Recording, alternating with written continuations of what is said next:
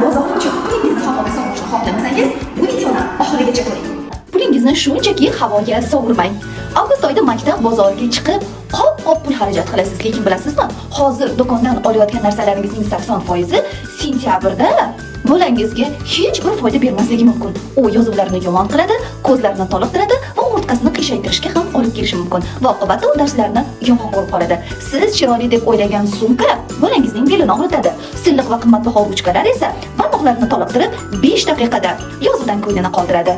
Bugun men sizga maktab bozorida ota-onalar yo'l qo'yadigan 15 ta fojiali xato va ularning amaliy yechimlarini ko'rsatib beraman. Videoni aslo o'tkazib yubormang, chunki oxirigacha ko'rganingizda bilasizmi, men sizga nima sovg'a qilishim mumkin. Do'konda o'zingiz bilan olib yuradigan to'g'ri bozorlik va ideal o'quv qurollari ro'yxatini qayerdan yuklab olishingiz mumkin ekanligini ham aytib o'taman. Bundan tashqari, sentyabrda, ya'ni 1-sentyabr kunidan boshlanadigan katta sovg'ali loyihamiz haqida ham e'lon qilib o'taman.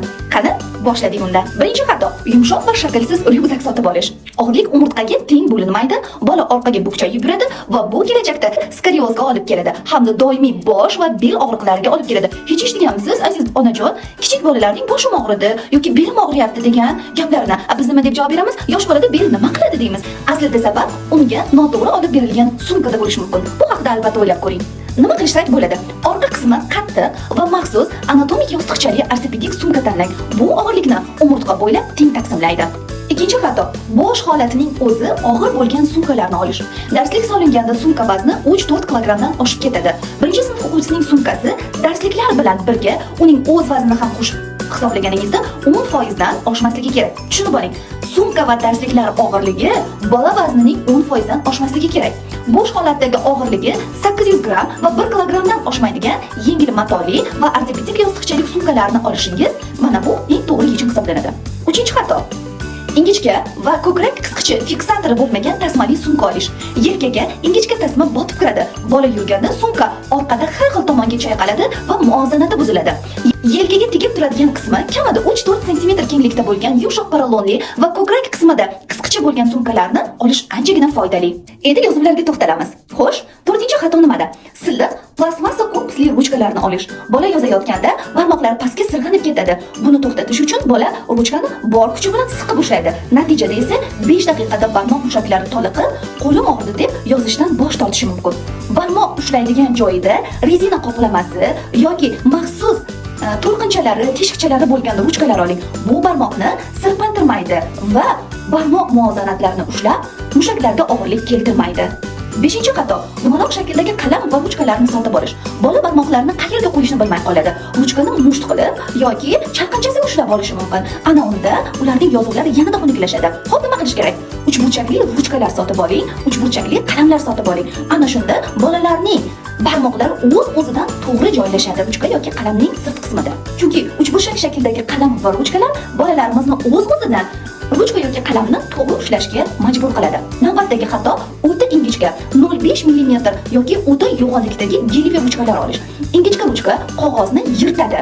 Gel ruchka esa sekin quriydi va bolaning qo'li tegishi bilan daftardagi yozuvlar bir-biriga nima bo'lishi mumkin? Siyohlar chaplanib ketishi mumkin. Xo'p, nima qilishimiz kerak? 1, 2, 3 va 4-sinf o'quvchilari uchun 0.7 mm qalinlikdagi silliq yuradigan sharkvi ruchkalar eng ideal tanlov hisoblanadi. Ko'z salomatligi va daftarlarga to'xtalsak, xo'sh, ularni qanday tanlov asosida sotib olgan ma'qul hisoblanadi? Oppoq va yaltiroq, ya'ni glansiy qog'ozli daftarlarni olish. Quyosh yoki sinf chirog'ining nuri yaltiroq qog'ozdan ko'zga qaytadi va bunda bola ko'zini birozgina qisib yozishga majbur bo'ladi. Bu esa ularning ko'z, ya'ni zreniyalarning tushib ketishiga sabab bo'lishi mumkin. Qog'oz rangi biroz yumshoq, sut rang bo'lgan daftarlarni oling. Bu ko'zni toliqtirmaydi. Chiziqlarida o'ta to'q va qalin bo'lgan daftarlarni tanlash bu 8-xatoyingiz bo'lishi mumkin.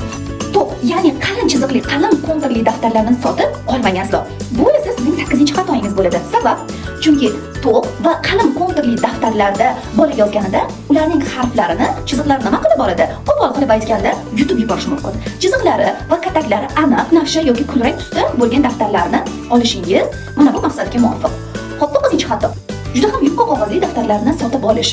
Mana bu sizning 9-xatoyingiz hisoblanadi. Xo'sh, biz qanday qilib bajaramiz? Ustoz, yupqa daftar qanday? Xo'p, qalin daftar qanday? Qalin kontur daftar qanday bo'ladi? Xo'p, yupqa daftarlarni qanday ajratishimiz mumkin, aziz onajon? Siz uni yorug'likka solganingizda uning orqa tarafidagi kontur chiziqlari agar siz o'zingizga qarab turgan tomonga tushadigan bo'lsa, bunday daftarni aslo sotib olmang. Nima uchun?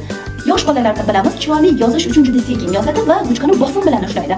Ana shu vaqtda uning yozuvlari nima qiladi? Navbatdagi toza sahifaga o'tib qoladi. Natijada uning husni xatiga putur yetishi mumkin.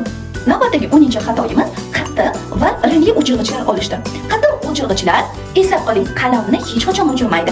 Aksincha, qog'ozni faqatgina qoraytirib yuborish mumkin. Yumshoq, soft va kirmaydigan, ya'ni rangsiz bo'lgan o'chirgichlarni tanlang. Ular juda ham chiroyli va toza qilib o'chiradi. 11-xatoyimiz temir va sirpanchiq chizgichlar olish. Bilasizmi? Temir chizgich qog'ozda sirpanib ketadi. Ya'ni ular o'lchovlarni o'lchashga qiynashadi hamda o'tkir burchaklari bolalar uchun juda ham xavfli. Pedagogik faoliyatim davomida mana bunday yupqa, temirli va qattiq chizgichlar sotib olgan o'quvchilarni albatta chizgichlarni olib qo'yaman. Ularning xavfsizligi yuzasidan faqatgina dars vaqtida bir oz muddatga ishlashiga beraman xolos. Qachonki ota-onalari ularga to'g'ri chizgich olib bermagunlargacha aslo qaytarib bermayman. Chunki ular yosh bola, temir ularga zarar yetkazishini aslo payqashmaydi va bir-birlari bilan hazil, mutoyiba yoki o'ynashganlarida nima qilishlari mumkin? Temirning uchli tomonlari, chizgichning uchli tomonlari bilan bir-birlariga ziyon yetkazib qo'yishlari mumkin. Sizlardan iltimos qilgan bo'lardim, aziz ota-onalar, iltimos sizlardan yana qayta aytaman. Bunday temirli chizgichlarni, qattiq chizgichlarni, sirpanchiqli chizgichlarni aslo farzandingizga ravo ko'rmang. Bu ularning ham xavfsizligi va sog'lig'i uchun ham juda ham katta xavf tug'dirishi mumkin. Navbatdagi eng asosiy o'quv qurolimiz hisoblangan penallar. Sizlardan yana iltimos qilaman, aziz ota-onalar. Plastmassa va shovqinli penallar bu eng katta xato. Dars vaqtida stoldan tushib ketsa, shaqirlab nimani buzadi? Diqqatni buzadi. Butun sinfga baland ovozda shovqin beradi va albatta uning o'zining, farzandingizning e'tiborini bo'lishiga olib keladi. Matoli va bir nechta bo'limli yumshoq penallar eng qulay va shovqinsiz tanlov hisoblanadi. 10-xato. Kattalar uchun mo'ljallangan o'tkir uchli qaychi olish. Oqibatda mehnat darsida bolaning barmog'ini kesib olishi yoki kiyimini yirtib olishiga olib kelishi mumkin. Uchlari yumaloqlashtirilgan maxsus bolalar qayshisini tanlang. 14-xato. Suyuq va hidi o'tkir yelimlar olish. Suyuq yelim qog'ozni burishtirib yuboradi va stol hamda ust boshini nima qilish mumkin? Iflos qilish mumkin. Quruq yelim qalam eng toza va xavfsiz yechimdir. 15-xato. Bozordagi tayyor to'plam holidagi narsalarni o'ylamay sotib olish. Oqibatda to'plam ichidagi narsalarning yarmi sifatsiz va keraksiz bo'lib chiqadi hamda pulingiz bekorga ketadi.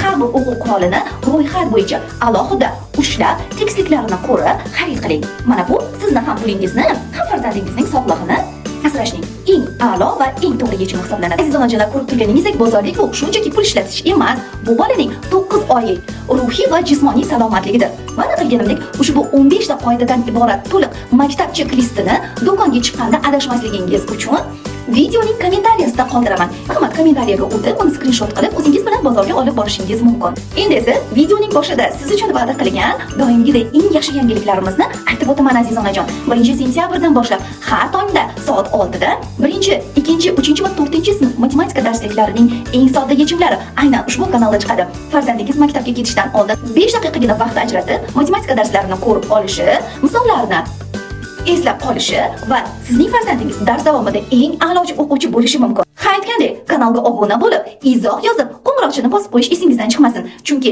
aynan 1-sentyabrdan e'tiboran siz onajonlarning vazifa qildirishdagi muammolaringizni bartaraf qilamiz. Mehr bilan o'rgatamiz, ishonch bilan ulg'ayamiz, sohiba ustoz bilan.